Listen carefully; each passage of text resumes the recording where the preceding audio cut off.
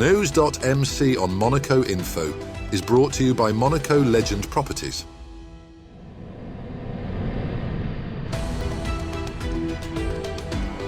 Bringing you news on Monaco's economy, culture, sports and more. Welcome to NEWS.MC, your English rendezvous on Monaco Info. Coming up on NEWS.MC, discover past week's top stories and meet the people who make Monaco. My name is Renato Ricci. I'm the director of Plaisir du Palais and Bart AI, and you are watching NEWS.MC on Monaco Info. What's been making headline in the past week? A decade of research and restoration at the Prince's Palace is shedding remarkable new light on Monaco's artistic and political past.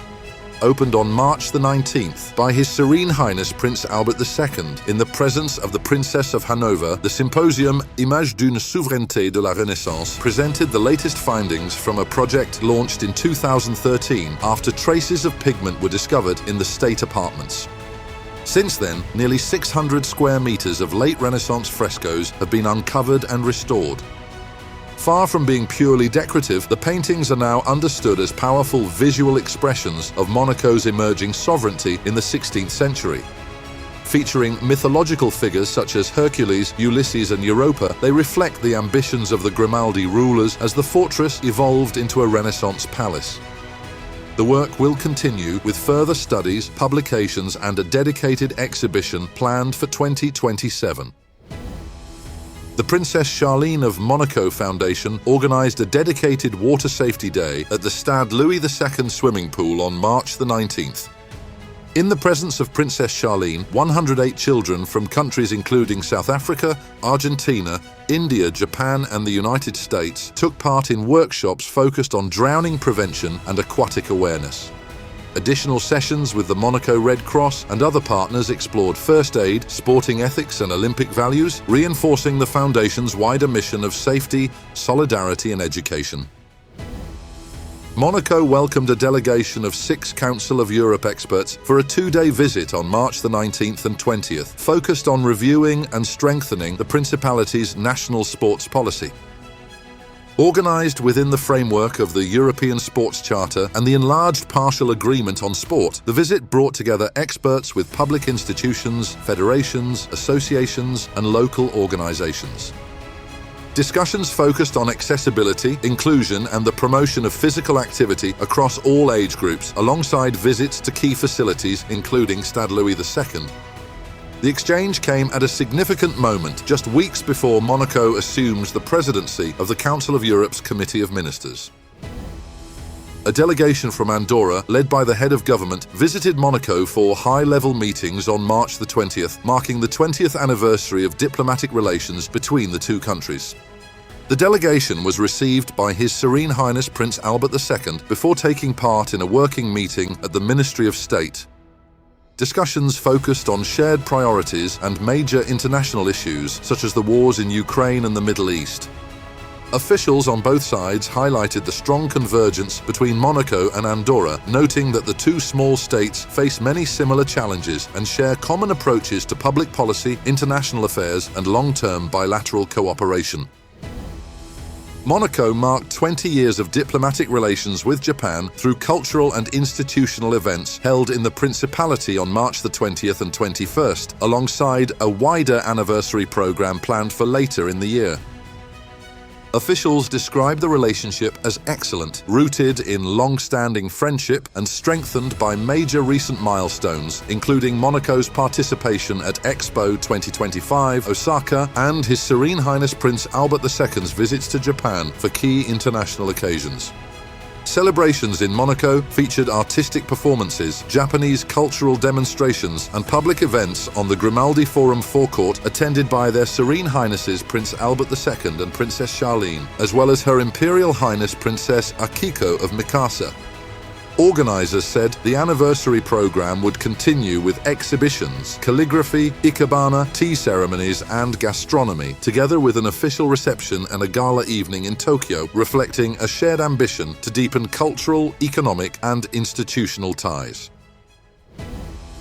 The 14th Monte Carlo Woman of the Year Award honoured leading women in longevity research during the closing ceremony of the Monaco Woman Forum on March the 20th. This year's main award went to Professor Maria Blasco, the Spanish scientist whose pioneering work on telomeres has helped transform understanding of cellular aging and age-related disease. Her research at Madrid's National Cancer Research Center explored how preserving chromosome ends could slow aging and degenerative conditions, with the long-term goal of applying those findings to human health. The 2026 Special Prize was awarded to nutrition scientist Sarah Berry for her work on personalized responses to food and cardiovascular health. Their Serene Highnesses Prince Albert II and Princess Charlene attended the closing stages of the 14th Saint-Devote tournament at Stade Louis II on March the 21st, presenting prizes after 2 days of international youth rugby competition. Their presence added prestige to one of Monaco's best-known sporting events as Singapore claimed the title on its first appearance, defeating England in the final. The princely couple were joined by Princess Akiko of Mikasa, Johan Huguet and Gareth Whitstock for the ceremony. His Serene Highness Prince Albert II presented the winner's trophy to Singapore, while Princess Charlene awarded the Fair Play Prize to Japan. India's Usha Hemalathamunda received the MVP award. Supported by the Princess Charlene Foundation, World Rugby and Rugby Europe, the tournament once again highlighted values such as respect, discipline and tolerance alongside sporting achievement. The 70th Rose Ball brought glamour and philanthropy together at the Salle des Étoiles on March the 21st, where around 800 guests gathered for one of Monaco's most emblematic social events. Organised under the direction of the Princess of Hanover and Christian Louboutin, this anniversary edition adopted a striking galaxy theme. His Serene Highness Prince Albert II was also present alongside members of the princely family, adding to the prestige of the occasion. Beyond the spectacle, the ball retained its charitable purpose, with funds raised during the dinner show going to the Princess Grace Foundation to support hospitalised children. The Junior Chamber of Commerce hosted a breakfast conference at the Meridian Beach Plaza on March the 24th, welcoming Ludmila Raconat-Le delegate in charge of attractiveness, to present Monaco's evolving strategy. During the session, she highlighted Monaco's strengths, including political stability, security, education, healthcare and a diversified economy, positioning the Principality as an ideal place to live and work. Discussions also focused on improving international perception and promoting Monaco more effectively abroad. The event marked the Chamber's first conference of the year. The Prince's government has renewed its partnership with the San Remo Institute for Humanitarian Law on March the 24th, reinforcing its commitment to international humanitarian law at a time of rising global conflicts. The agreement provides continued support for legal training programs aimed at strengthening knowledge and application of humanitarian principles. Speaking alongside Institute President Giorgio Battisti, Minister of Foreign Affairs and Cooperation Isabel Berro Amadei highlighted the growing number of conflicts worldwide and their impact on civilian populations with millions displaced. She stressed the importance of maintaining strong international frameworks despite declining global aid. The partnership also enhances the Institute's international profile, helping attract participants and promote wider engagement with humanitarian law training initiatives.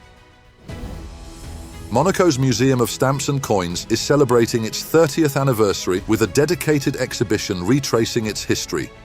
Inaugurated by His Serene Highness Prince Albert II and Hereditary Prince Jacques on March the 24th, the exhibition highlights the origins and development of the institution, created in 1996 following earlier numismatic collections.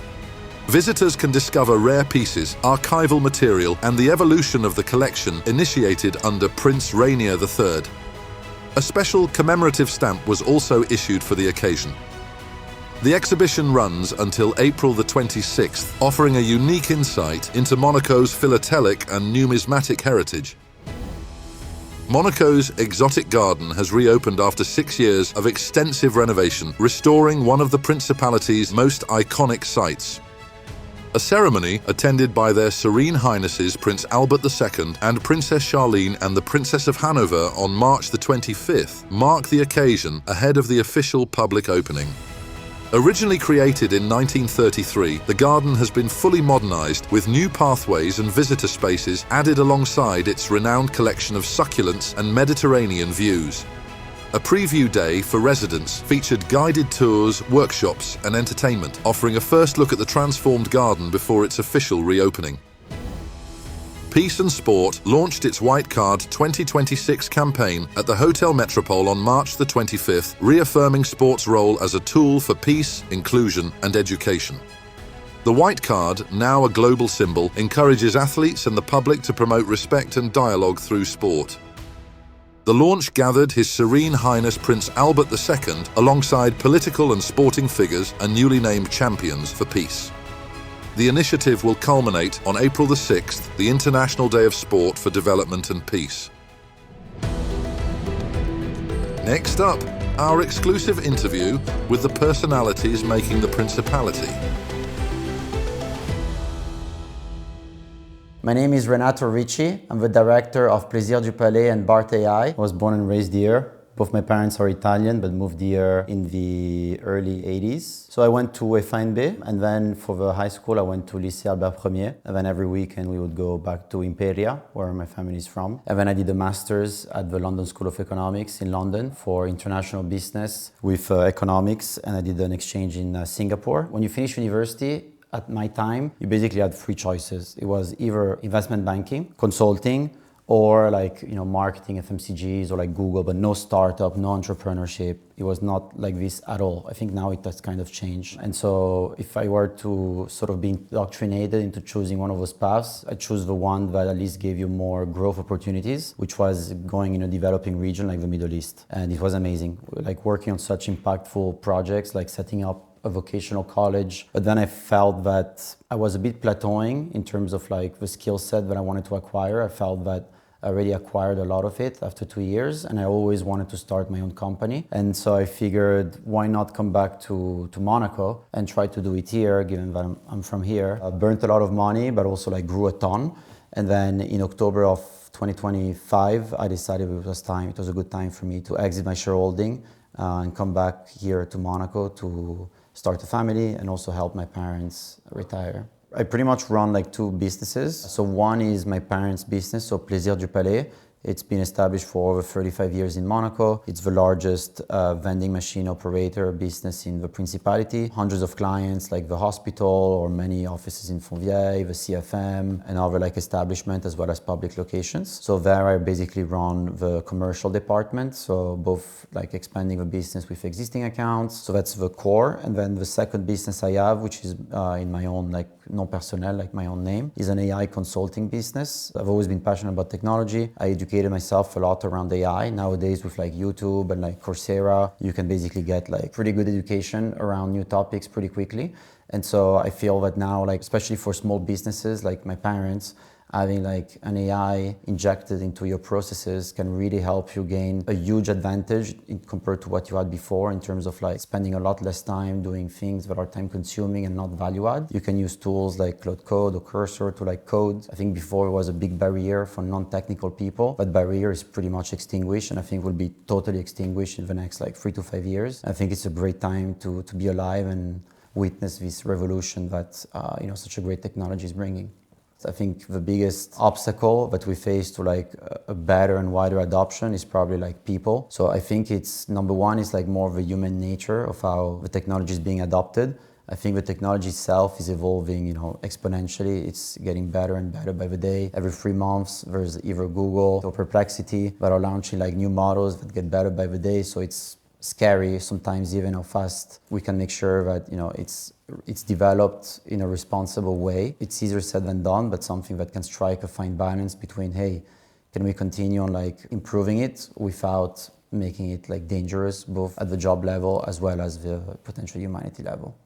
We deal more with like servicing the machine, not building them, but I'll give you what I think on the build side could be interesting, is that I think like nowadays maybe somebody could just come to the machine and be like, hey, can you make me my favorite, I'm Stefan, can you make me my favorite latte? Just as you know that, you want to make it, and it gives you, you can regulate it to giving you exactly the number of grams of milk and coffee and sugar that you want, and really trying to create like a very customized experience just for you, just through voice. Without the help of that, it would be a lot of like little tiny details that in the end of the day, they add up and they can create customer dissatisfaction because it's always sum of little things, versus with the use of technology and AI, you can really streamline and improve that. Now I think it's changing a lot. Like I'm also trying to bring forward the concept of trying to source much healthier snacks. It comes at a higher price. So I think we're still in this transition of, hey, I could buy a Kit Kat for €1 and the healthy snack, it cost me €1.50. I think there's still a gap to be breached there, but definitely it's going that way. So whether it's, for example, people putting their own cup inside the machine so that the machine doesn't distribute the cup, or using only recycled materials. So all of that industry is definitely trending towards this environmental and social responsibility themes. When you raise in a city, like you have an anchor here that stems away from just family. It's also like, the style of life. I mean, here, the weather is beautiful. The quality of life is unreal. You feel safe at all times. It's like small enough that you know most people, but people don't know all your intimate details and you can share with who you want. It's hard when you travel so much. Like, sure, you meet a lot of people from many different places. Your heart shell is like where you're born in the end. And so I always had this tendency to come back. That's all for today. Thank you for watching News.MC, your English rendezvous on Monaco Info. Discover the full interview and more stories on our websites, News.MC and MonacoInfo.com. Next week we will receive Raul Marquizio, founder of RM Autosport. This show is intended to provide a summary of the past week's top stories for the English-speaking audience. For daily and real-time news updates in English, please visit News.MC and subscribe to our free daily newsletter. For French news, visit MonacoInfo.com. This show was brought to you by Monaco Legend Properties.